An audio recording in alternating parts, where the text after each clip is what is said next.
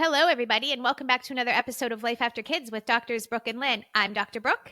And I'm Dr. Lynn. Welcome, everybody. Thanks for joining us again today, ladies. Yes, welcome to our free-form friend chats, Life with Kids and Coffee, or whatever you'd like to call it. It's just a time where we come together and we talk about, in real time, what's happening to us, right? And a lot of these topics are happening to some of you guys, too. So, right. What's on your mind this week? Oh, I always have things on my mind. I just want to reiterate that they're on Thursdays.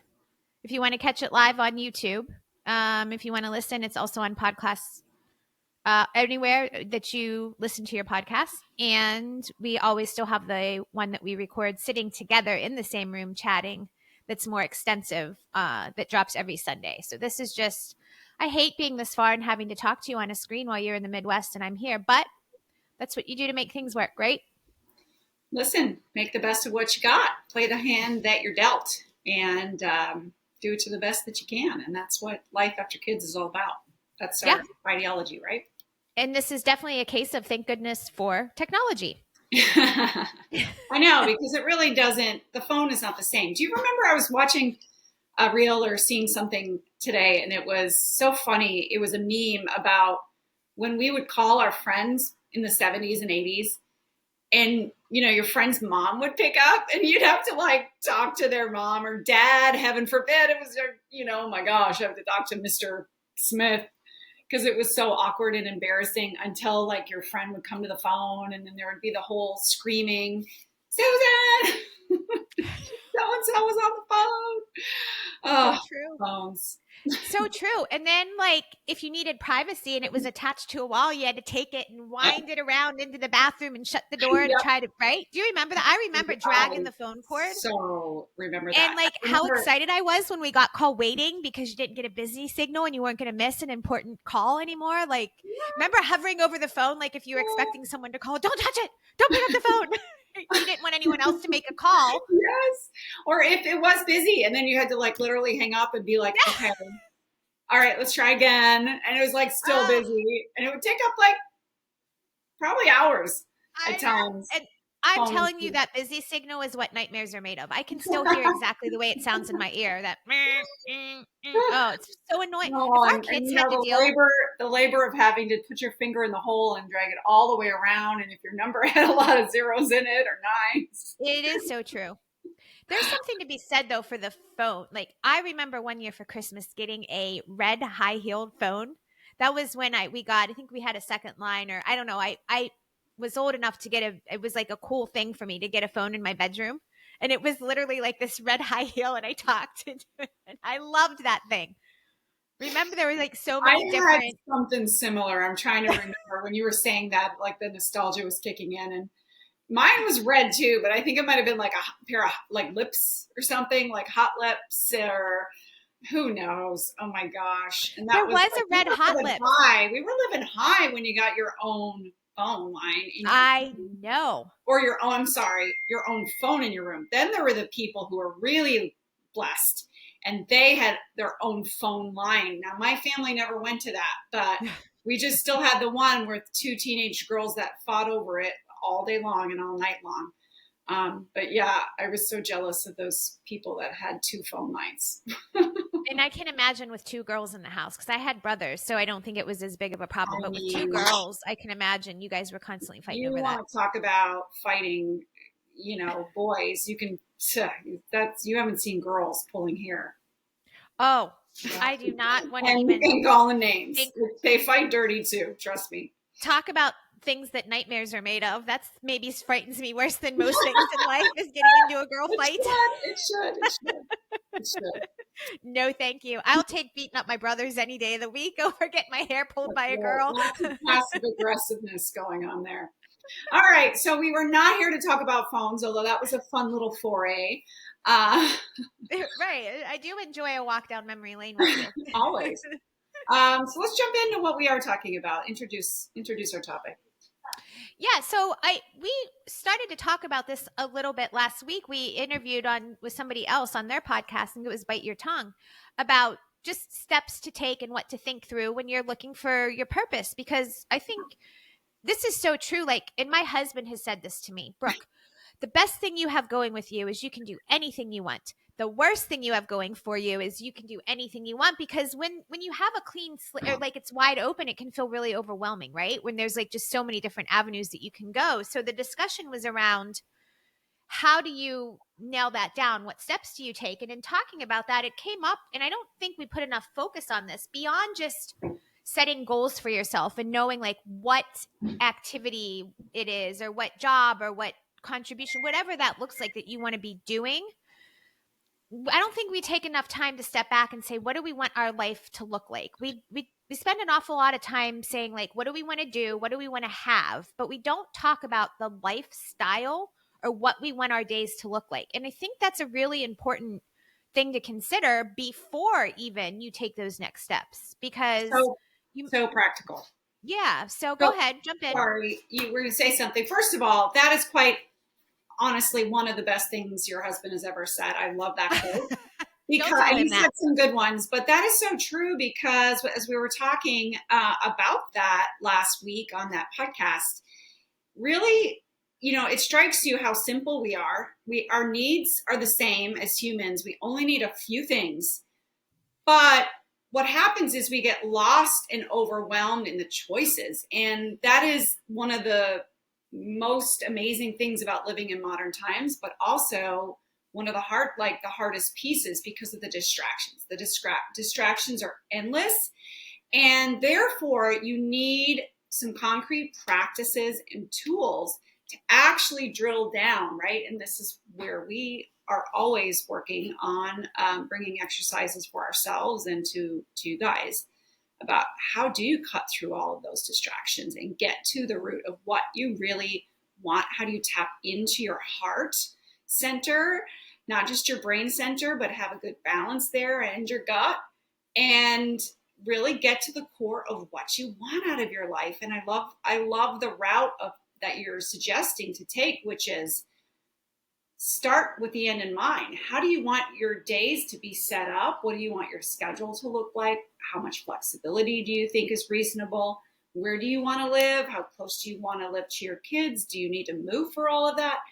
These are all the questions that you can start with regarding your day and your life to get to that. What is my next step? What is my new purpose after raising my children? Yeah, it's so important. And I'll tell you, if you have a spouse, or you're in a serious relationship that you're going to be in long term, I think these are important conversations to have with that person too. I know my husband and I more recently have been talking. I don't know why, because I know you and Mark have done this for most of your married life, where you talk about like, what's the next year? What's the next 5 years? What's the next even 10? Like, where are we headed together?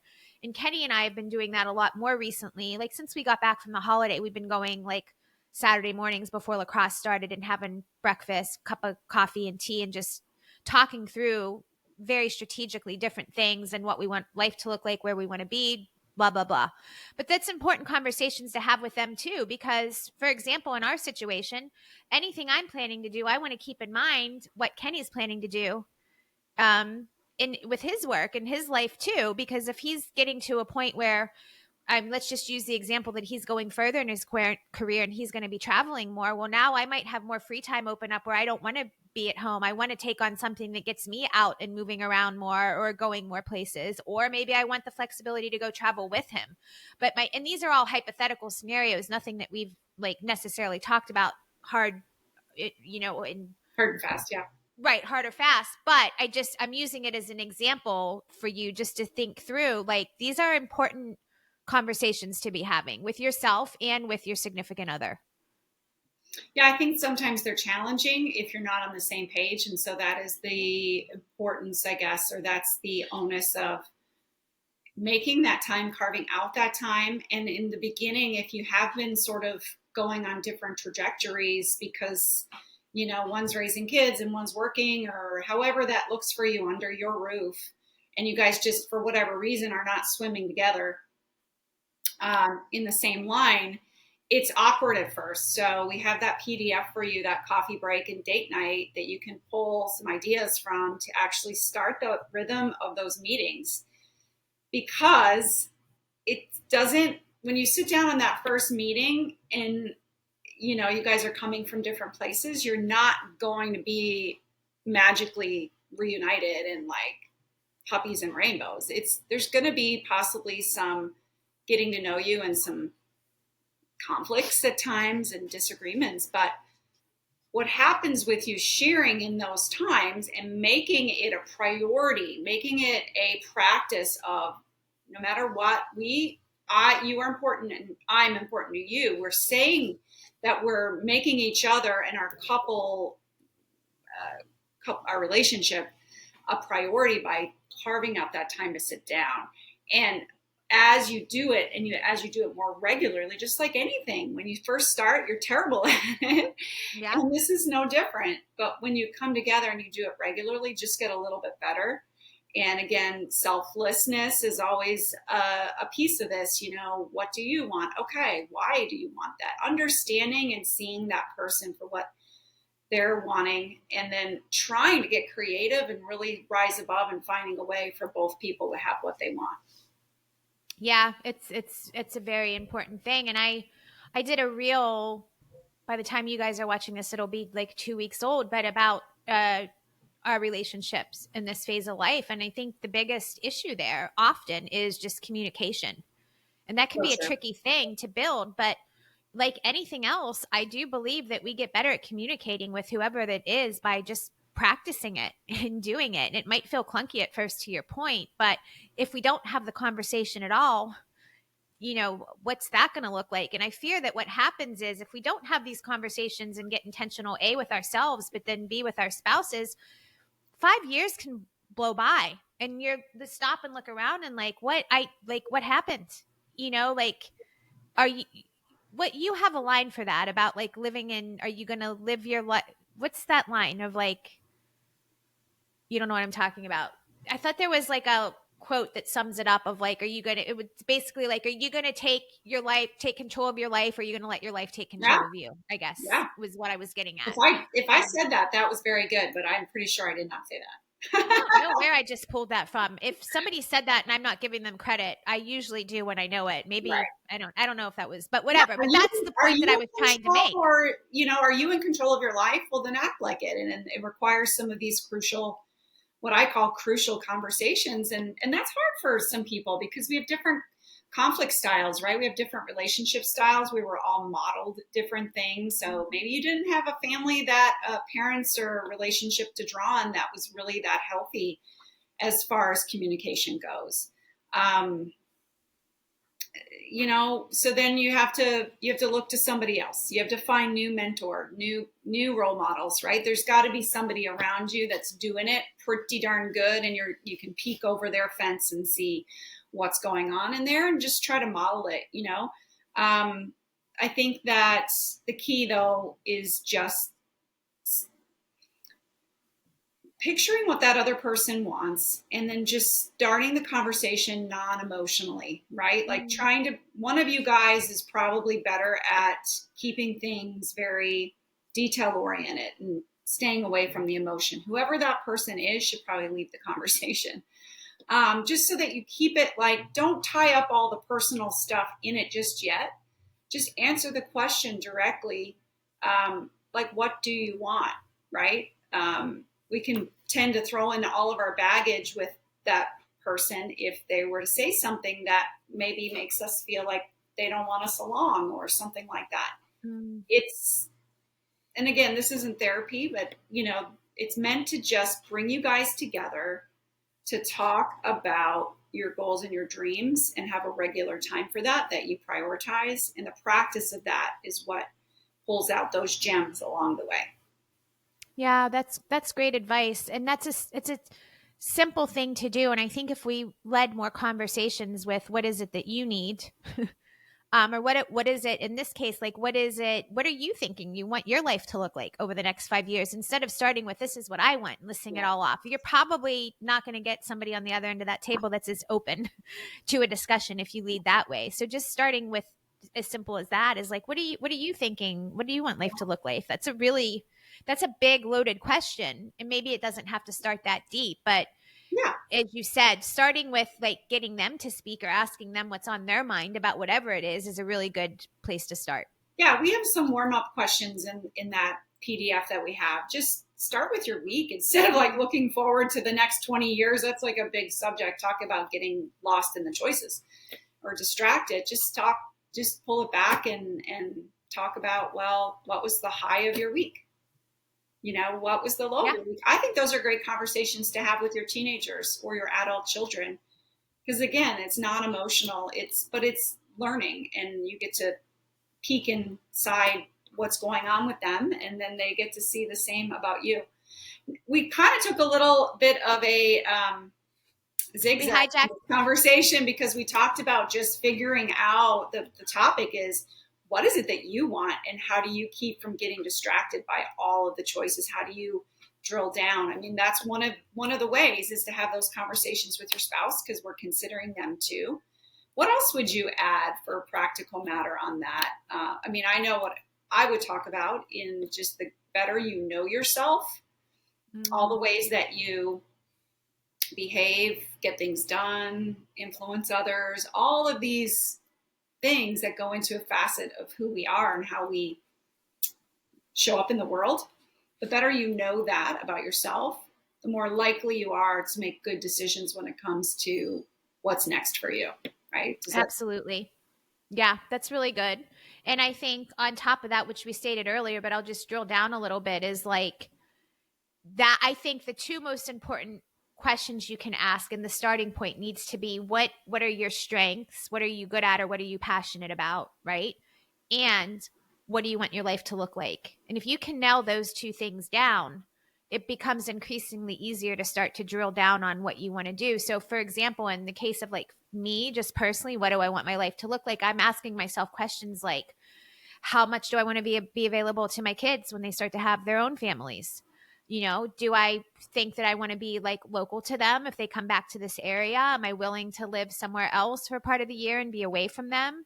Do I want to be in a job that's going to keep me like in a specific set of hours during the day, or needing to go somewhere for a specific amount of time during the day? Or do I want to be working from home? Do I want the flexibility to be able to travel and set my own schedule, do my own thing? But then that comes with other things too, because you don't ever turn it off, you know? So you and I both know this, starting your own gig, it has a lot of benefits, but one of the drawbacks is you literally never turn it off, and if things go awry, it's not on anyone else, it's on you, you know? So these are all things like, how much more stress do you want? Because anything you do that's new, while it's amazing and there's so many great things to it, it also brings on some stress. So like, are you healthy enough to take those on? I mean, there's so many different questions to think through what you want your life to look like.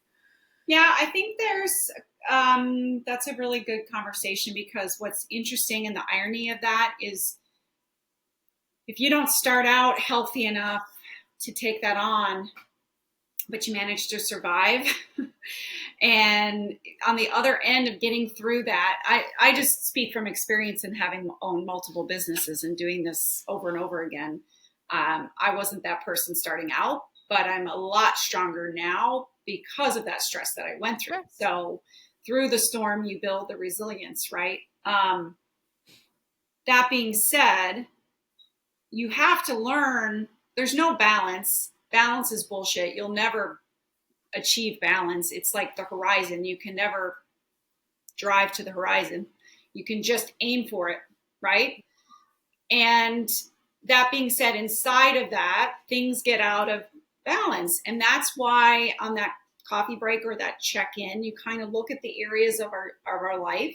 The wheel, Darren Hardy has done this. This is an exercise that's been repeated over and over by a lot of different personal growth speakers and authors, where you kind of look at the wheel of life, like your physical health, your spiritual health, your financial health, your parenting, you know, how you feel about your parenting, whatever categories that you feel are important, and you place them sort of on a wheel, and you do a check-in and you say, you know, I've been getting to the gym like I'm supposed to, or maybe work has been preventing me, or I've been making excuses. And so you would rate that part of your life as a little bit of needing attention and work. And you go around the spokes of that wheel, right? The wheel of life. And in that check-in, in that time, you can see where you need to give some focus and attention. Yep. And it's checks and balances. Life is like that, and you will get out. Just accept you will get out of balance, but you'll have those check-ins to sort of like rein yourself in. Yeah, it's so good. And the Wheel of Life, we talk about that in the Life After Kids community. We did an exercise with some of the members in there.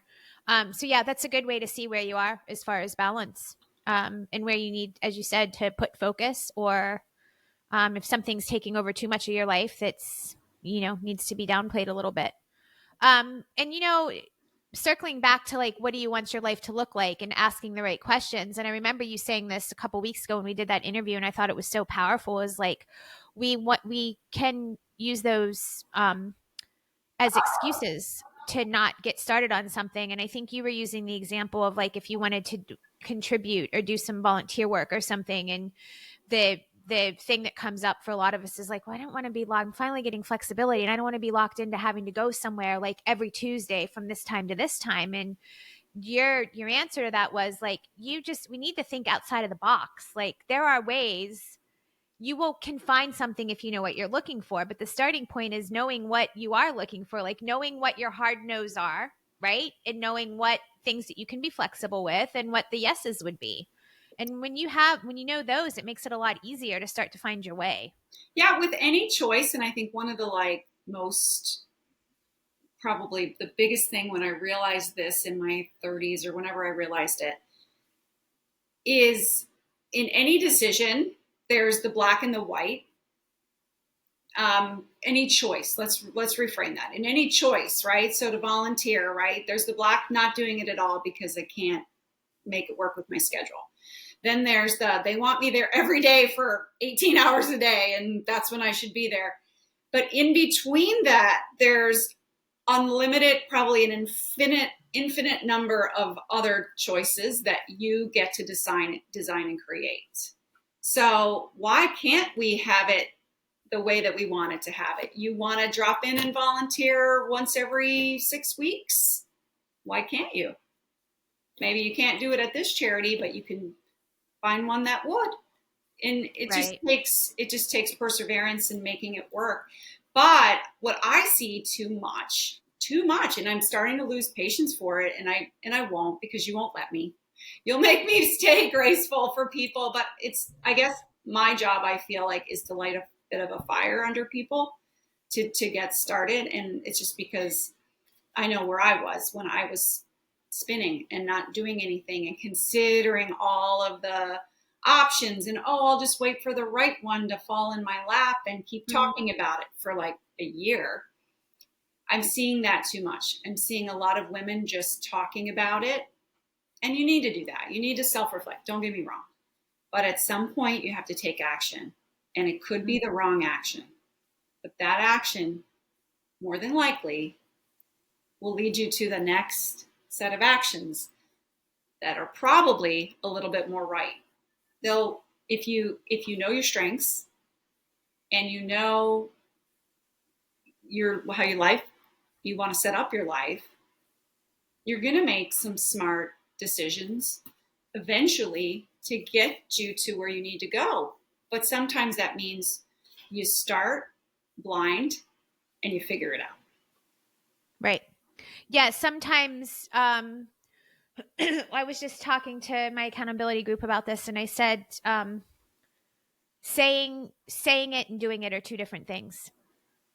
And sometimes you figure out what it is that you want to or should be doing with your life by doing it. And sometimes you figure out what you don't want to be doing with your life by doing it.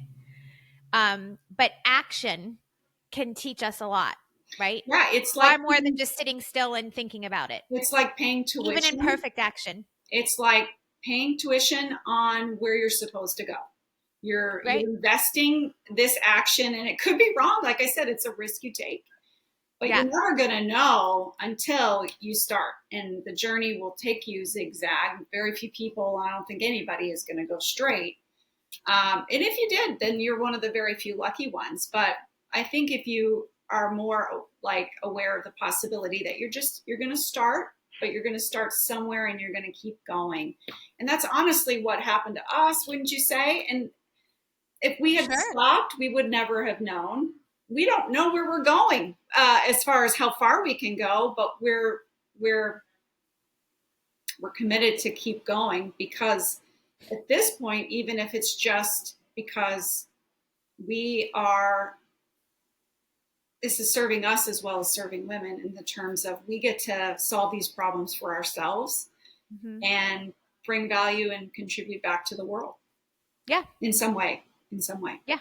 And we're committed to showing up and doing what we need to do each day, even if it's a small step forward, right? As things unfold, right? So again, sometimes the doing is, and there's a lot to be said for, what is that? That's succeed through failure, right? Like my success from my failures, like there's it takes a certain amount of failure to get to your success, right? Yeah. So yeah, and I think we innately know that. I think it's just we get comfortable and it's easy to just postulate and think about, oh, well, what if? And if you have that situation, you're probably a very blessed individual that you can sort of take some time to think about what you might need next, and you don't have to take a job to, for whatever reasons, right? Yeah. So be very grateful for that, I guess, number one. And number two, just remember the action is just take action. Right. And here's the thing, as we wrap up, I think why this hit me so hard and I wanted to talk about it, I know, is I've shared with all of you, and if you're listening to us, you know that we moved last year. But I just found out at the start of this week that one of the most just kindest women that was very well known in the town that I used to live in. It was a small town, a close-knit community, and she was just like a ray of sunshine to everyone, even if you didn't know her well. Her smile lit up a room. She was just always friendly, always positive, a great mom. Like, just, I could go on and on and on. And she died tragically over the weekend in a snowmobile accident. Just like, I'm still like reeling from it, just because it reminds you life is so like tomorrow's not promised for any of us. And I know that probably sounds morbid, but for real, like if there's something that's on your heart you're thinking about doing or you're wanting to do or you're not sure, like there is no time like today to take action towards it. Like you just don't know. You don't know what life holds. The pain of failure is no match for the pain of regret. Right. Oh, that's so good. And so important to remind ourselves. And I think you and I are walking through that right now with Life After Kids, right? So the book's coming out and we're thinking through different things. You want to leave all your cards on the table. So anyway, I hope I didn't end that on a really low note for you, but I do think it's worth pointing out. Like we don't know. And I feel like a little edgy today when I bring this up. So I'm not going to soften it, because I do think it's important. And if you're here, you probably want at times maybe a little kick in the pants, but I think it's just a case of you summed it up perfectly, because life is short, and what if, and if not now, when, and if not who, if not you, who, right. You're the solution to someone's problem. And for you to find that and for them to find you is just a true win in life for you and for the world. That was a mic drop. I loved it. Thank you so much, Dr. Lynn. I always love talking to you, even when you're in the Midwest and I have to be here in New England, which I think is actually surprisingly warmer today. I think and I'm going off on a tangent today. Okay, ladies, I'm going to wrap us up, or I'm just going to keep talking and you're all going to get bored. Thank you so much for joining us today. Make sure you're following us on Instagram, Facebook, and TikTok. The website is www.lifeafterkids.com, where you can find all of our free resources, including the coffee break date night, the guide to revitalizing your marriage. I'll link that in the show notes as well, and it'll go out in our newsletter, but you can also find it on the website with the purpose quiz and a whole lot of other things that we have to help you live your most fabulous life after kids. Cheers to making tomorrow even better than today. Love it. That's it. That's the catchphrase to end it.